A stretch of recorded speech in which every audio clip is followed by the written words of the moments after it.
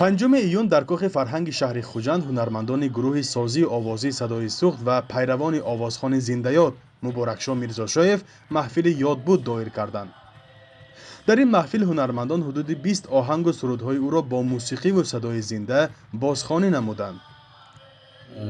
تا همین روزها هم سرودهای مبارکشاه میرزاشایف را همه می‌شنوند، خلق دوست می‌دارد. ما برای جوانان این نسل باز به طریق زنده رسانیدن تصمیم گرفتیم.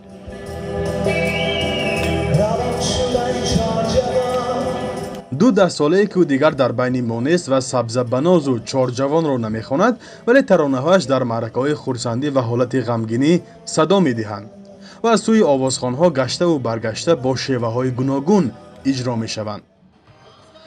انور قاسموف آوازخوان سرشناس و از پایه‌گذاران گروه سازی آوازی صدای سوخت نیز در این محفل پاره از سرود مبارکشاه را با زبان بدخشانی سرایید.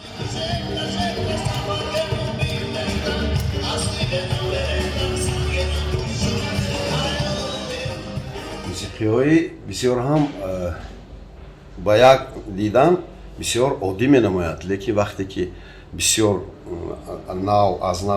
از نو وقتی که گوش میکنید بعد با تمام وجودتان این موسیقی این سرود رو حس میکنید.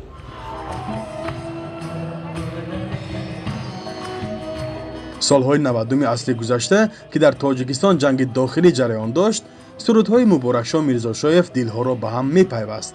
به نقل همکارانش آهنگهای او تسکین بخش دل هزاران تاجیک گریزه دور از وطن بود. هنوز اکثری ترانه‌هایش ثبت نشده بودند، ولی با ثبت چند ترانه او توانست در دل مردم جای بگیرد و هرچند عنوانی نداشت از او بعضاً هنرمند مردم یاد میکنند. به این محفل نیز مخلصان او زیاد آمده بودند. من از خردی از جوانی سرودهای مبارکشاه را بسیار دوست می‌داشتم. بسیار سرودهای خوشروی میگفت. افسوس که وی حاضر در جهان نیست است.